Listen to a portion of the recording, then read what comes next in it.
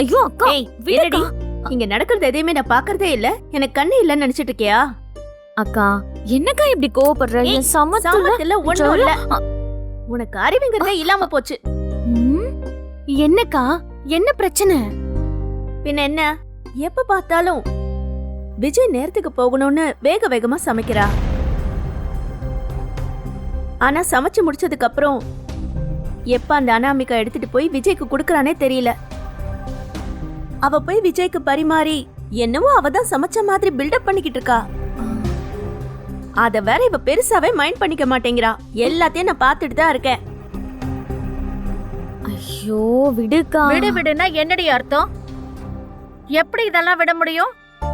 நீ எப்பதான் திருந்து போறியோ தெரியல. அவங்க சொல்றதும் கரெக்ட் தானே பிரபா. நீ கொஞ்சம் கவனமா இரு. அனாமிகாக்கு ரொம்ப இடம் கொடுக்காத பிரபா. ஐயோ எல்லாரும் கொஞ்சம் பேசாம இருங்களேன். நான் இந்த மாதிரி நெகட்டிவாலாம் யோசிக்க விரும்பல. நான் பாத்துக்கிறேன், விடுங்க. பிரபா இந்த மாதிரி எல்லாம் யோசிச்சுதான் ஆகணும். வேற வழி இல்ல. இத பாரு, வெள்ளிக்கிழமையானா பாம்பு புத்துக்கு பால் வைக்கிறது முட்டை வைக்கிறதெல்லாம் சரிதான். அந்த பாம்பு வீட்டுக்குள்ள வந்துச்சுன்னா முட்டையும் பாயும் கொண்டு போய் வைப்பியா நீயே? கொத்திடுமோங்கிற பயத்துல விரட்டுவோம்ல, அப்படிதான். அவ்வளவும் விஷம், புரிஞ்சுக்க. எனக்கு கூட மனசுக்கு கஷ்டமா தான் இருக்கு. ஏன்க்கா இப்படி சொல்ற? அனாமிகா இன்னைக்கு அம்மாவை எப்படி எடுத்தெறிஞ்சு கோவமா பேசினா தெரியுமா? என்ன அவ எப்ப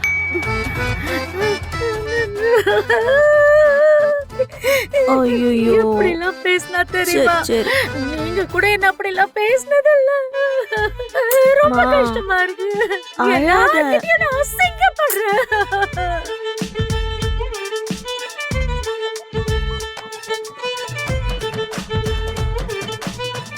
சரி சரி, நான் பாத்துக்கிறேன், விடுங்க.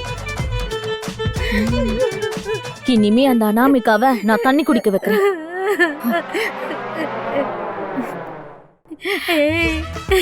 ஒரு வழியா அவளை தூண்டி விட்டாச்சுடி.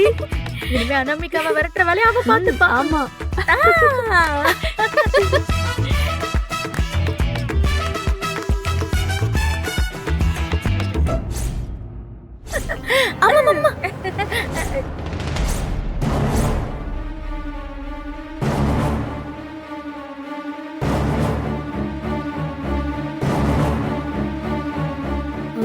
அத்த அது வந்து இல்லத்த.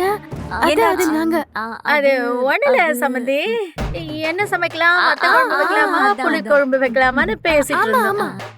ஓஹோ, என்கிட்டே எதுக்காக இந்த நடிப்பெல்லாம்? நீங்க பேசுற எல்லாத்தையும் நான் கேட்டுட்டு தான் இருந்தேன்.